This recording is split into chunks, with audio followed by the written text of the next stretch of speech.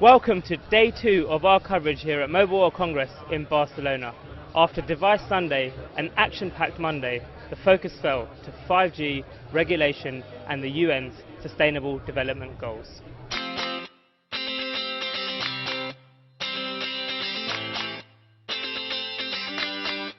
New FCC Chairman Ajit Pai pulled no punches in a keynote on 5G. He suggested the US would already be better placed to attract investment for the technology, and he delivered a thinly veiled attack on the country's net neutrality laws.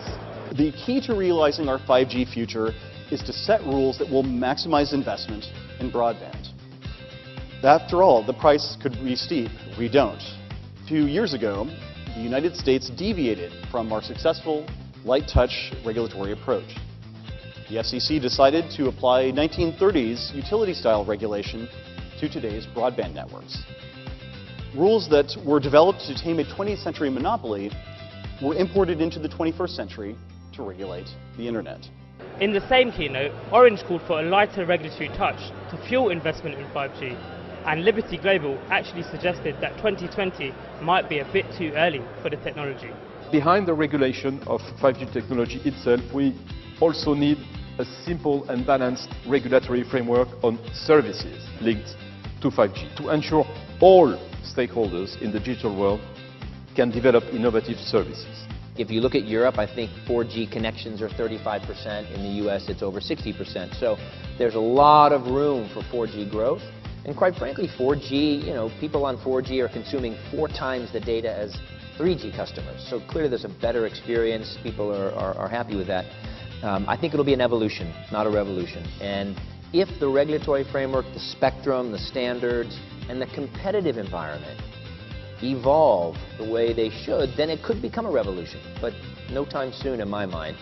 In the opening keynote of the day, we heard how the mobile industry has already committed to delivering some of the UN ambitious goals.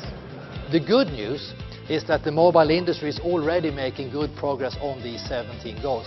All right, for a varying degree, maybe not all of them as much, but to some extent all 17.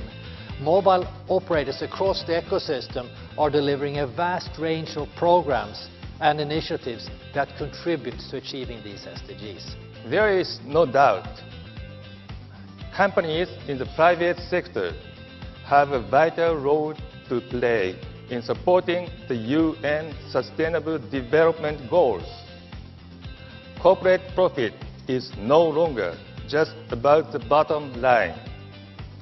It is about generating sustainable benefits and sustainable future. The leadership must be committed. Whether you are the chairman or the chief executive of the mobile operation, you need the commitment at the top. Because a lot of this stuff doesn't look like we can scale. There are going to be times when you just have to allow it to develop. And some of these things will fall away, but they're not all going to be a success. No. But there has to be a culture of experimentation.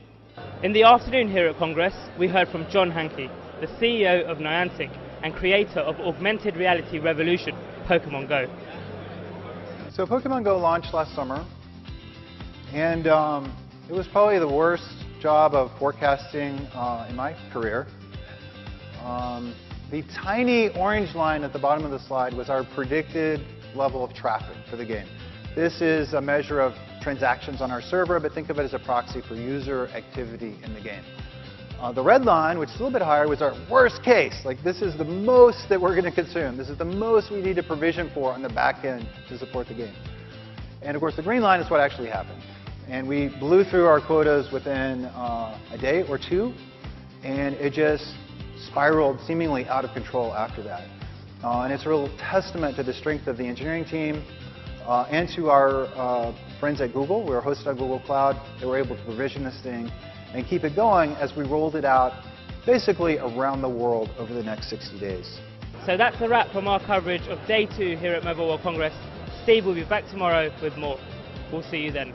I'm Kavit Majithia, reporting for Mobile World Live.